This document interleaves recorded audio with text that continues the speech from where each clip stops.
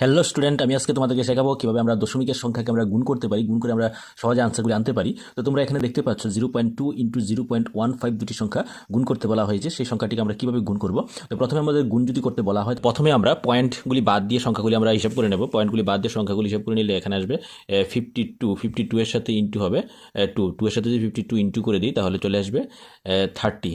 15 দিয়ে 2কে ইন্টু করলে 13। তো এখানে এবার আমরা পয়েন্ট হিসাব করবো। পয়েন্ট এখানে 2 ঘর বাদিকে এসেছে পয়েন্ট, এখানে 1 ঘর বাদিকে আছে, তাহলে টোটাল আমাদের কয় ঘর বাদিকে আছে? 3 ঘর বাদিকে আছে। তাহলে এটাকে আমরা 3 ঘর বাদিকে দশমিক দিয়ে দেবো। তো 3 ঘর বাদিকে দশমিক দিতে গেলে এখানে এসে 30, মানে 2 ঘর এসেছে। তো আরেকটি সামনে 0 দিয়ে 3 ঘর মিলিয়ে দেবো, তারপরে সামনে এখানে আমরা দশমিক দিয়ে দেবো। তো আমাদের আনসারটা চলে আসবে 0.030। এ হলো আমাদের 0.2 দিয়ে 0.15কে ইন্টু করলে আনসার চলে আসবে 0.030। তো এই ধরনের আরও ম্যাথামেটিক্সের সলিউশন পেতে গেলে অবশ্যই চ্যানেলটিকে সাবস্ক্রাইব করে পাশে থাকবে, বেশি বেশি লাইক এবং শেয়ার করে দেবে, পাশে বেল আইকনটি অন করে রাখবে।